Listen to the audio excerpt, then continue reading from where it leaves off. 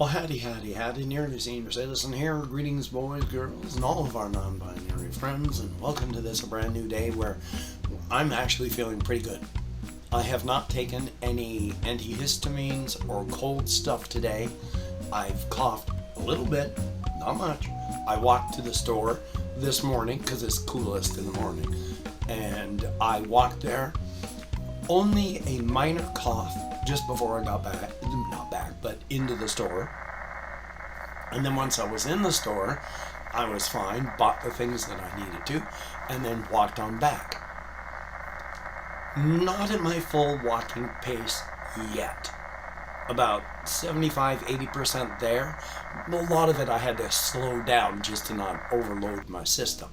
But even getting back to southern Shelton, which is just all uphill when I'm coming back, because it's all downhill when I leave, even at that, I was able to go at almost full speed and was doing great. Only a tiny bit of coughing toward the end, because I'm going up hills and stuff, so thumbs up for that. Doing pretty good. Yay! I feel better. I slept well-ish. I'm still hacking and coughing occasionally. I'm still having to blow my nose periodically, but I have had sinus problems my whole life.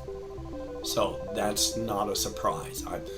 It had cleared up a little bit on this side so that it was just clear stuff coming out. Now I'm blowing out some stuff, so I still got a minor infection here.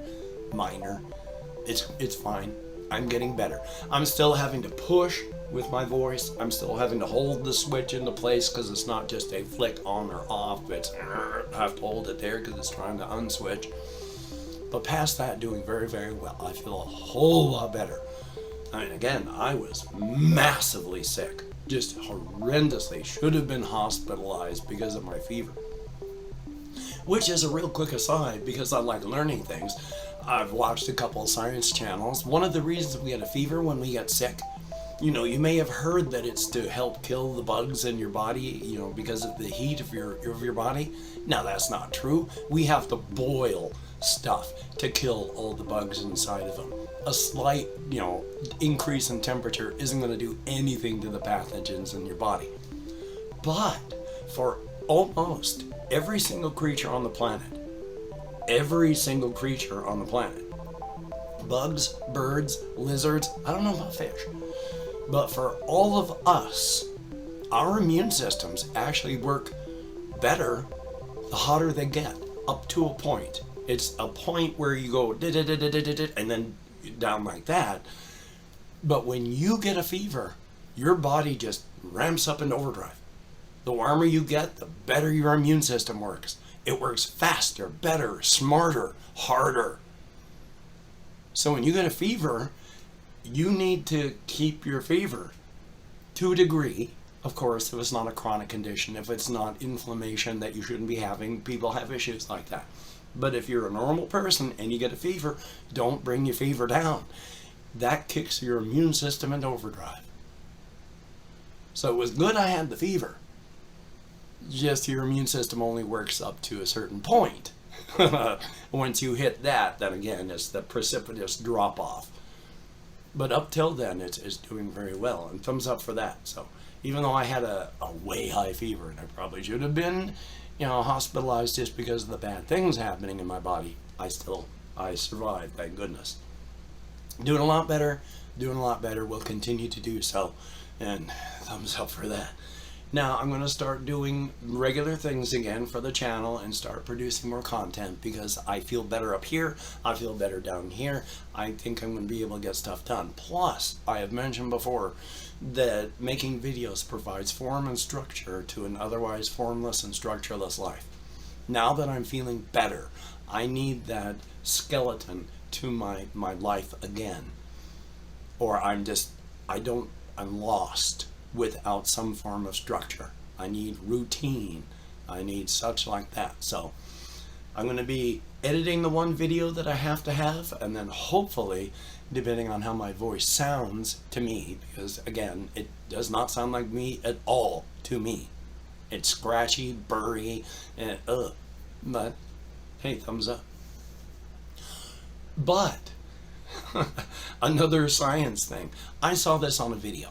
where this guy was talking about artificial sweeteners and such like that in our tongues and what we taste. And then he said, when we taste sour food, we're actually tasting protons. Protons are a subatomic particle. And we're tasting protons when we eat sour food? So I looked it up. Yeah, it's actually true. Acidic foods have a lot of excess protons. Your taste buds have channels in them that are specifically set up for free protons. And when you have these free protons in your food, they go right into the proton channel in your taste bud, and you taste sour. Ugh, that's what normally what happens with your face. Ugh, like when you eat a lemon with all those protons in it. You're tasting subatomic particles. And in this case, subatomic particles taste sour. Isn't that bizarre? I mean, they don't really taste sour, of course. You know, they're subatomic particles. But our body has that reaction to a proton, an individual proton, because we have those small submolecular channels. Thumbs up for that. I just thought I'd mention that because I thought it was cool. I am a little worried about whether or not I should mention any of this stuff, because yesterday, for the first time, I started talking about things like, the Destroyer series. And after having my videos up to that point, I was getting, a couple extra video views. And then yesterday, barely over 100. So, oops. Yay. But of course, I'm still fixated on this, so I want to talk a bit about it more. With the Assassins of Sinanju, with that Destroyer book series. I'm not going to talk about it all because I don't want to tank what's left of my channel. But I had mentioned how the Masters of Sinanju were assassins. In the lore of the story, there is an actual good reason they do this. It is not just one day, after getting this gift of the Sun Source of martial arts, they didn't just choose violence for no reason. No, the village of Sinanju, for thousands of years before even they got the thing, it was harsh land, hard land, poor for farming, poor for fishing. They were a fishing farming village. You couldn't pack up and move. There was, by this point in their lives, there's villages everywhere by then. Their ancestors possibly should have chosen better. But you can't blame the current people for the actions of the ancestors. I mean, depending on what happens, if it's genocide and all that, yeah, you certainly can. But this was just, as people expanded naturally through life, they put up a village there. And then through time, it just lasted. But it was hard land, hard times. And for these people, because it was so hard, they had to give their children back to the sea, which was every year a whole bunch of newborns had to be taken into the harbor and drowned because they just had no food for them. And it was because of this going on so long. The very first master of Sinanju had headed out to try and figure out some way to save his people. And it was then, the very first master that went out, that was visited by these gods, aliens, demons, who knows, but he saw these rings and visions, and he was taught how to be the sun source of everything physical. And now when I say these people are some source of martial arts, it's like, yeah, the main character, Remo Williams, at one point he's able to walk across the lake because you just use your body to ride on top of the surface tension. These people are able to do things that seem like literal magic. And every other martial art in the world is based on it. Other cultures saw what the masters did, tried their best to copy it, couldn't, but came up with the other branches. And it's because of this, when he was given this gift, He spent his life trying to figure it out, writing it down, codifying, and setting down rules and laws. And he saved his village. And that has been the primary focus of every master since then. Because there's that primal terror within each of them that if they don't keep money flowing into their town, their home, they're going to have to send their babies back to the sea again. So yeah, they're just, emotion. That is their motivation.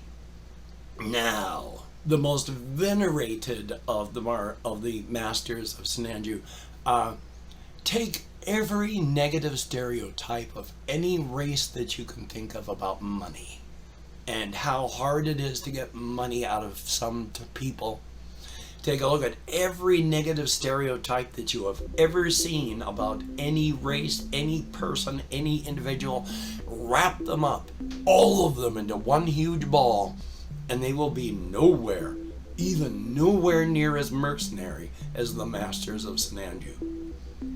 Throughout history, they have, the most venerated masters have been not the ones that did the most physical stuff, but the ones that negotiated the harshest, tightest contracts that, yeah, I will go and take care of your enemy for you. But they're that far away from bankrupting the entire kingdom. And if they don't, they just won't do it. So they're incredibly mercenary. There's good and there's bad. By modern times, of course, the village is richer than rich. The United States, is paying now because Remo Williams, he's an American extra-constitutional force for the country. They have to pay the master. Every year they pay probably more than the village has ever gotten, and it's every single year. And the people of the village throughout the centuries have just grown to be ungrateful, lazy. In fact, in the series of stories, there's been more than a couple books where the ungrateful, lazy, backstabbing people of the village have been part of the problems they've had to deal with. So thumbs up on that. But again, I just wanted to talk about it because I think it's quite a fascinating thing. And there's more than just that too, because of course Remo Williams, the main character, the American in it, he's proven himself many a time to be more than just a man, because he has been possessed by the in-game lore story aspect of Shiva. And Chun has had to work real hard and real carefully to try and guide Shiva out so that Remo can come back. And then, of course, later on, before I stopped being able to read the series, they were starting to get close to answers because those lights, those things, they were starting to get close because I think Remo himself was visited by them. So there's something to it, there's something going on, and that's why I like the story. It started off cheap, exploitative, racist, bigoted, sexist, and terrible. But inside of that, there was a tiny, tiny seed of something that was more. And they slowly dropped all the stuff that was the thing that brought the people in to read in the first place, and just started exploring the lore and the characters and the world. That's when it got really good. And they had a lot of crazy characters in it too. There was one machine, I can't even remember his name now, but it was a robot type thing that was created by a person, only it's not just a robot, it was a survival machine. And it has to survive.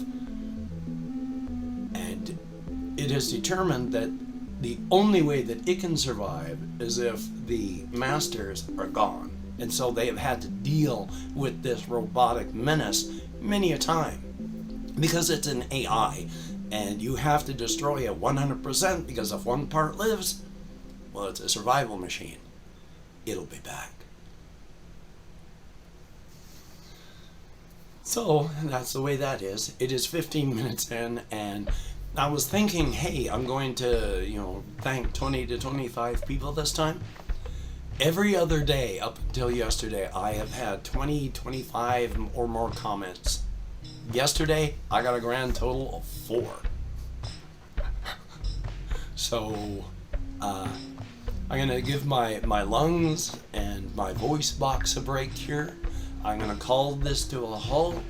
And then tomorrow, hopefully, I'm going to actually feel good enough that I can start doing my normal, thanking people and all that again. Thank you all so very much for having stuck with me this long, for having pushed through my being sick. It is very, very appreciated, each and every one of you. I do this channel for my mental health. So thank you all, each and every one of you that watches. It is greatly, greatly appreciated. If you have to go out, please wear a mask, wash your hands, maintain your social distancing, try not to touch your face, get vaxxed if you can. I've talked before how I'm pretty sure it's not even the Delta variant. It could be. I don't know. I've mentioned how I've had a productive cough. It's been productive. I have not lost my sense of smell. I have not had any issues with my sense of taste. I don't really, to the best of my knowledge, have gone through any of the real things that you're supposed to watch for. So I don't think it's that. Pretty sure. But even if you're vaxxed, you can get the Delta variant, so be careful. So you take care. Have a great day today. I will see you on the flip side, and that is a very good thing.